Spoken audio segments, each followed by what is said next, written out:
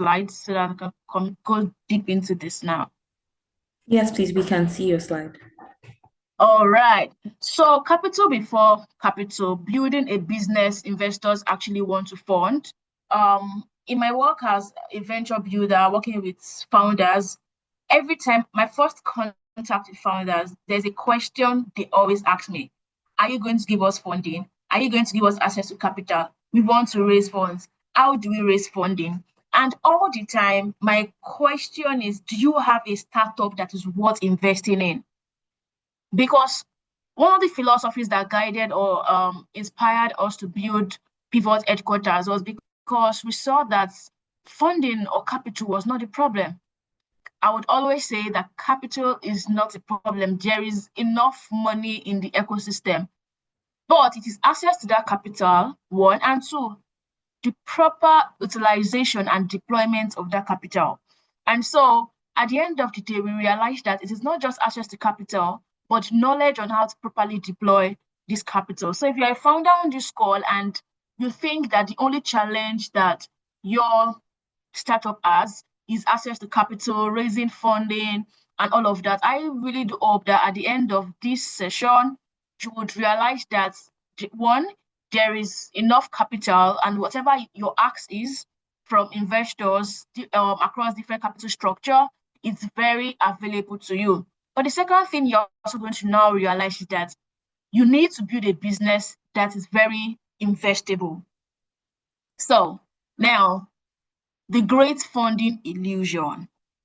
Every founder, like I said, I think they have a funding problem. Every startup I meet day in, day out is, oh, Pivot, we've been trying to raise this amount of money. We've not been able to raise it. Oh, Abisinuola, can you connect me to your network of investors? Everyone thinks when they get funding, their problem is solved. But I have seen time and time again, and if you follow ecosystem trends, you will see that time and time again, many startups are raising funds, and in about 2, 3 years down the line, no one hears about them. There are just very few startups who have scaled to becoming companies and even gets to IPOs to the point of IPO. And the funding pipeline is a stretch. So for many African founders, they just think, oh, when I can get funding, I'm going to scale. My startup is going to do better. But I mean, the statistics have shown that about 90% of startups fail. And contrary to what many believe, it is not a lack of funding that is the single root cause. We've seen that the business model, pricing and retention, customer acquisition, execution and positioning, all of these things contribute to either a startup fails or a startup scales. So the thing with getting funding is that wherever your business is at, wherever you are as a founder, the capital you get access to amplifies it. So if you do not have the right business model, if your customer acquisition strategy is not well done, you are definitely going to amplify a problem. And at the point of deployment, capital deployment, your money is just going to go to the wrong hands. I would always share this very funny story with people I get to speak with when they say, oh no, Abisnol, I feel like we need funds, we need capital. I'll tell them the story of a founder I met who was raising different rounds. And at the time we were speaking, he had raised about 25,000 US dollars. Ladies and gentlemen, if you could ask me, where did this founder deploy his money to? I just want someone to just take a guess. Like, what do you think he used 25K dollars, the bulk of that money, where did he go to?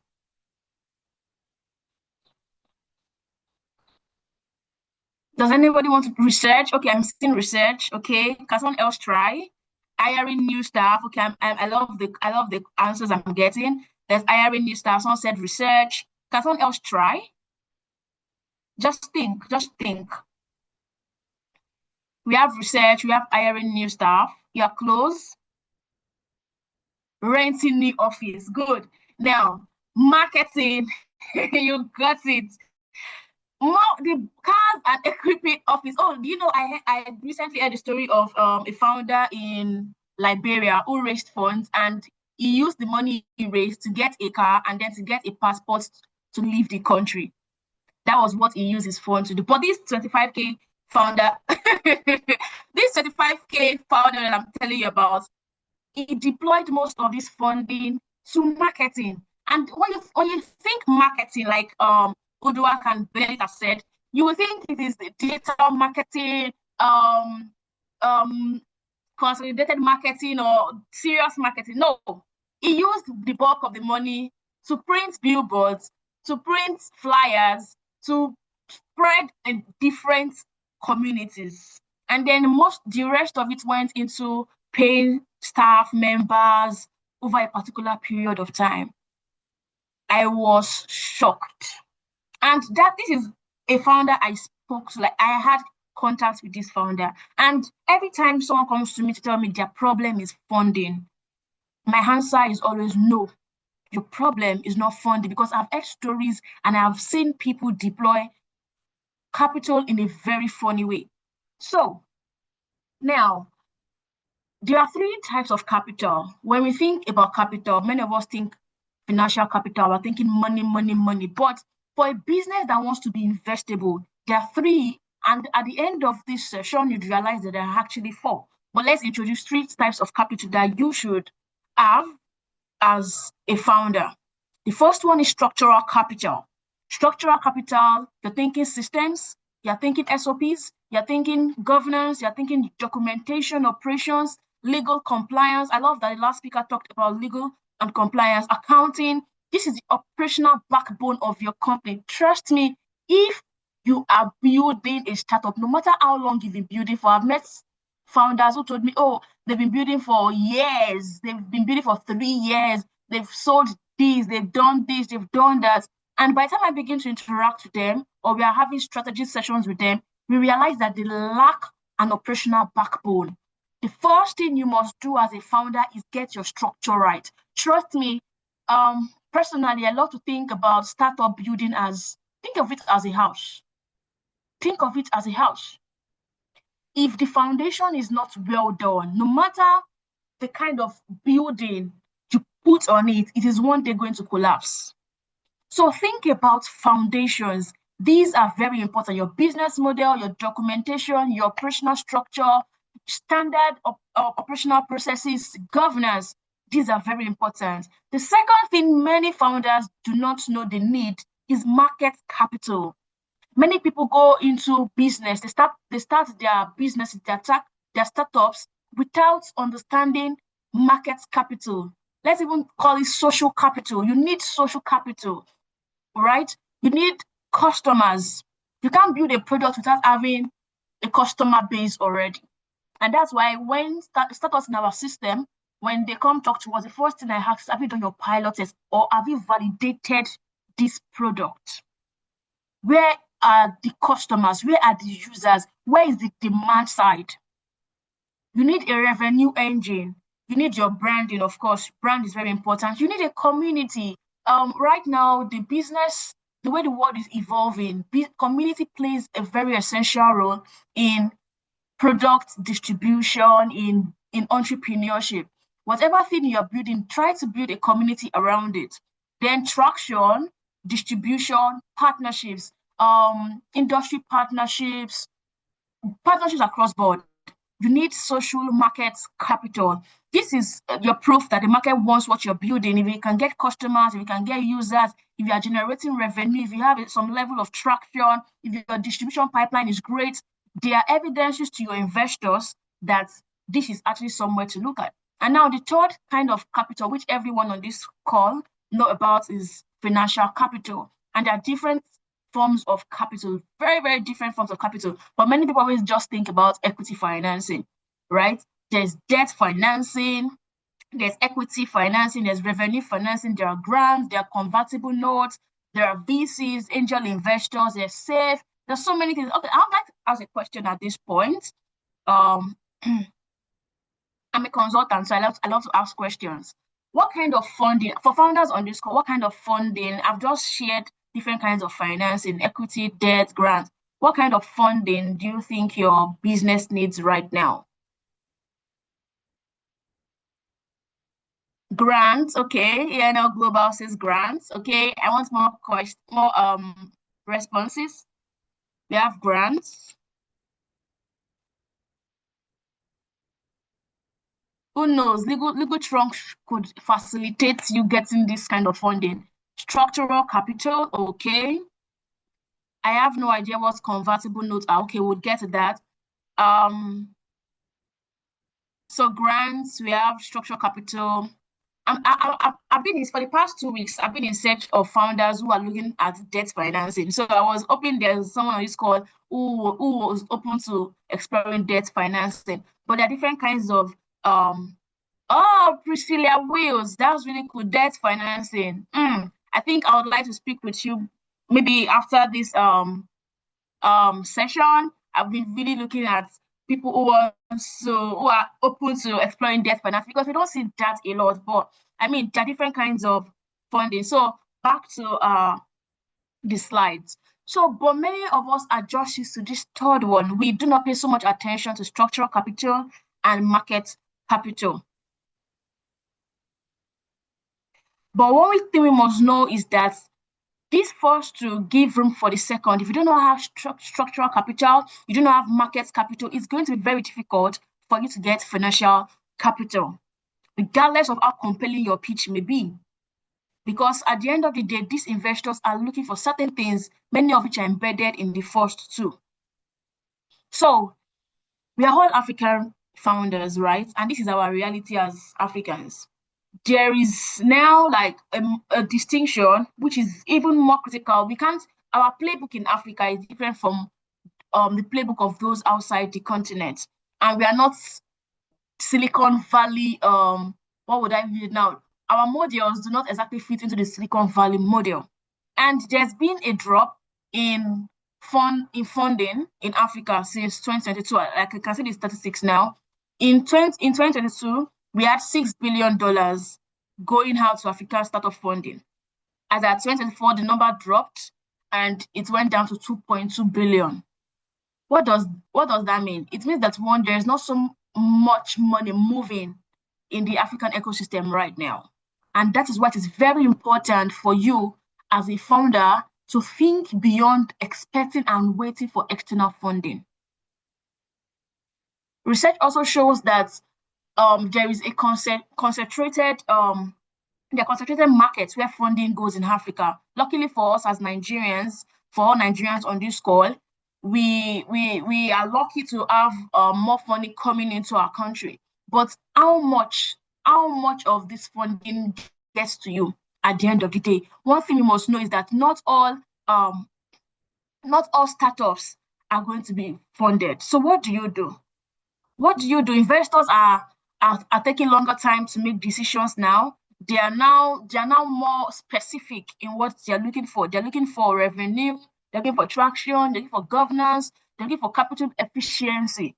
So if you do not if you keep waiting for a VC or an angel investor, how long do you want to wait for? How long do you want to wait for? And that is why I preach to founders that you must make plans, or you must work in such a way that even if an investor does not come to you in 2 years, your startup is growing. And how do we achieve this? Revenue before raising. Revenue before raising. One of the questions that we ask before at Pivot headquarters, before we adopt startups into our system is, what is your revenue pathway? If we cannot see a clear revenue pathway, it's going to be very difficult for us to adopt you, to work with you, because eventually we know that if you go all the way to investor readiness and you want to raise funds, the investors are going to ask us, what is in it for us? How does this business generate money? So funding cannot be your strategy. Funding can if your idea as a startup founder is that, oh, I want to raise money, I want to raise money, I want to raise money. When you get the money, what's going to happen? Are you going to use your money to print billboards? Are you going to use it to buy cars? Then that is the end of your startup. That is the end of your startup. So you must think about revenue, you must think about cash flow, you must think about your customers and a repeatable business model. Businesses do not survive on funding. They survive on all of these things, on customers. I had a speaking engagement about 3 weeks ago, and a founder was saying users having too much or too many users does not is bad for the business. That is such a take that till today I'm yet to understand.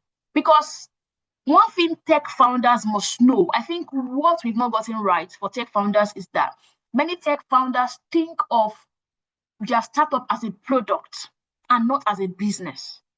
Your startup is not a product. There was this conversation for those of us who are very who follow X a lot, on conversations on Twitter a lot. There was this conversation that happened a couple weeks ago saying that now that AI can now develop products, does that mean, so they struck in a way, does that mean that you are losing your job as a founder or something around that part? And then people kept saying, oh, if AI can develop products, now that means there is no need for us to have founders. My take on that is that what makes you a founder is not the product. It is not the product that makes you a founder. It is the systems that you've put in place to ensure this product gets to the end user. So if a founder is saying that having too many users is bad for the business, that is an operational problem. That is an operational and structural problem. If your business is being affected or your business is collapsing because you have too many users, then you have a structural problem. At the end of the day, whatever you're building, you must think, who is going to use this? Founders must move beyond being product obsessed to being business oriented. It's very cool for you to have features. Sometimes the startups they are working with, a founder can text me and say, oh, Abisinuola, I just feel like if you can add this feature to this and that, let's add this feature. And I tell them, relax.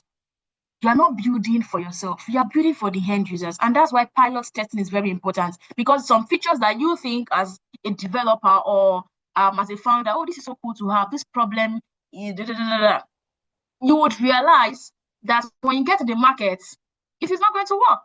Allow me to tell you a story from development economics, a story that I learned when in development economics. So there's this village, developers, that's impact developers or intervention economists and all of these NGOs. They went to this village. I'm trying to give you an analogy. They went to this village and saw that they didn't have borehole.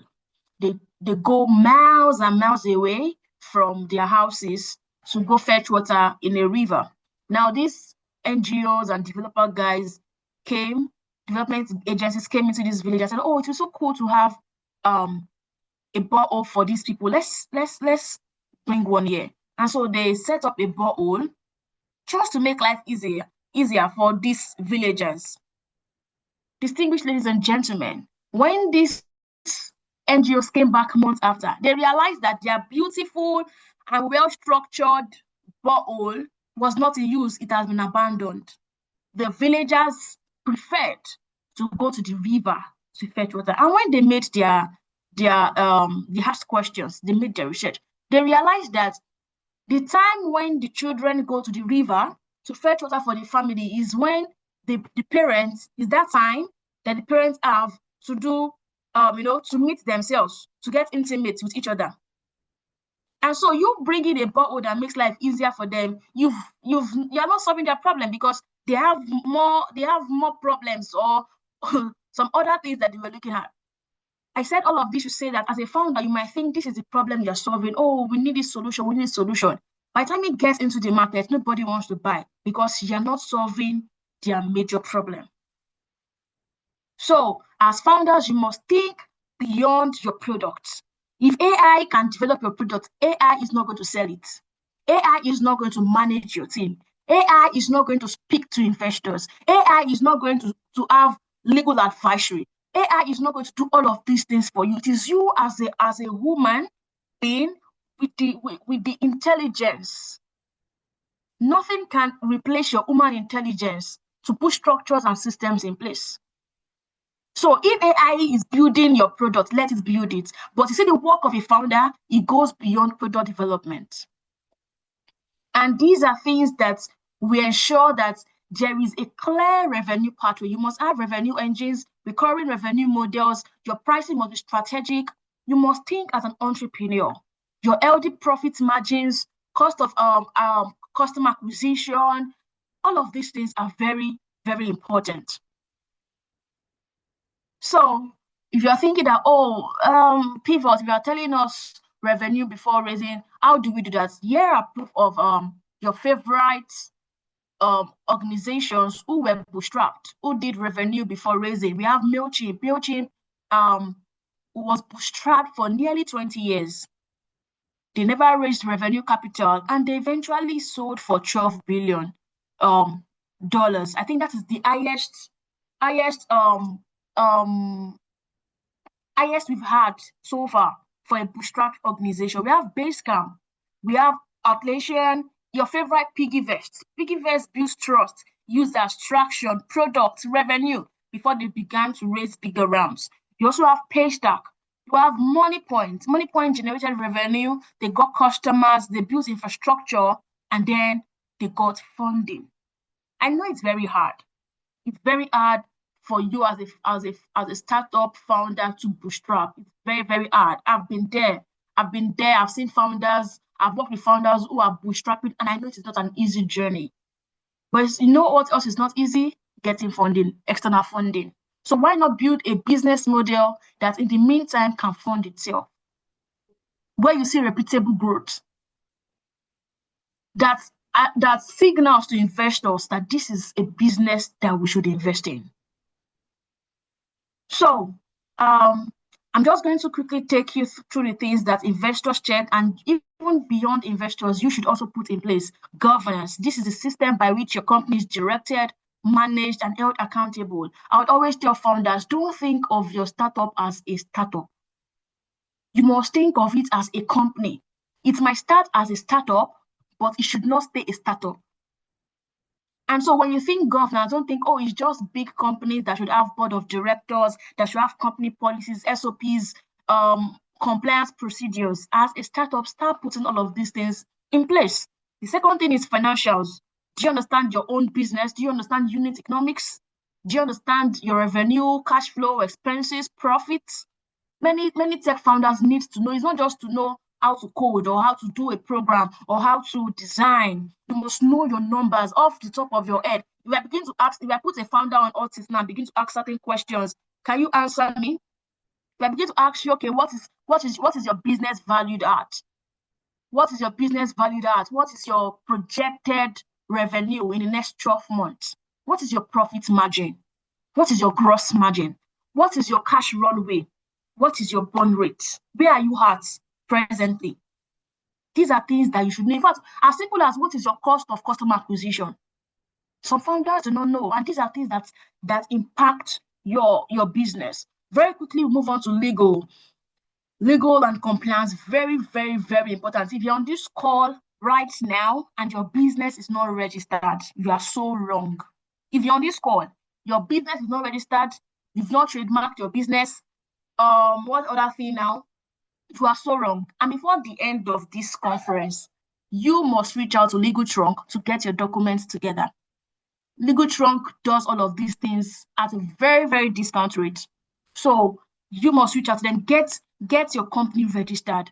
I'm so glad that Legal Trunk is our legal partner for startups in our advisory system, which makes it very easy for us. So if you're on this call, if you're a founder on this call, and you are not registered, you've not done your CAC, you've not done your trademark, you've not done all of these things, immediately, please start texting the Legal Trunk team. I need to get this done. I need to get this done. It is very important for you. It is the bare minimum, very bare minimum for you as a founder. In fact, if you are speaking to us and you're talking about funding and you don't have these little documents, as I like to call them, you are not ready. You're not ready. So please reach out to Legal Trunk to sort your legal and compliance, your licensing. They will take you through all of that. So your cap table, who owns what? This is a whole conversation on its own anyways. But your capitalization table shows ownership distribution. Before you begin to raise fund, who owns what? As a founder, you have, say, 55%, founder B, that's a co-founder, 25%, your employee pool, 10%, angel investors, 10%. There's a way this works, but I don't think I have enough time to explain how this works. So I'll just breeze through it. So very quickly, traction as the market responded, very, very important. As I begin to round up, I'll say I would like to take you to the most important thing. Um, I have seen investors. There was as an investor was talking on Twitter like a few weeks ago, and he said over time, what he has come to realize now is that founder quality over pitch decks. As a founder, you are the first, you are the first kind of capital. I don't know how to put it, but you are the most important. Founders, investors invest not just in startups, but in founders. And so founder quality is very important. Even for us as consultants, when I'm speaking with a founder for the first time, within the first 20 minutes, I can tell the quality of this founder. Is this a founder that I can coach? Is this a founder that we can work with their execution ability, their learning agility, their resilience, all of these things are very, very important. So, on a final note, I'd like to say that you are your first capital. You're your first capital. Investors don't just fund startups; they back people. They know that businesses evolve. They know that products pivot. They know that the market is constantly changing. The market environment, external and internal, is constantly changing. But what they check is your character, your credibility, your competence, and your reputation. So before you build structural capital, market capital, build yourself first because you're the best investment that anyone you can make in yourself or anyone can make in you. It was such a nice time sharing with you. And I really believe that after this, you know that financial capital is not just all you should be looking at. Thank you. Thank you so much, Abisinuola, for that wonderful presentation.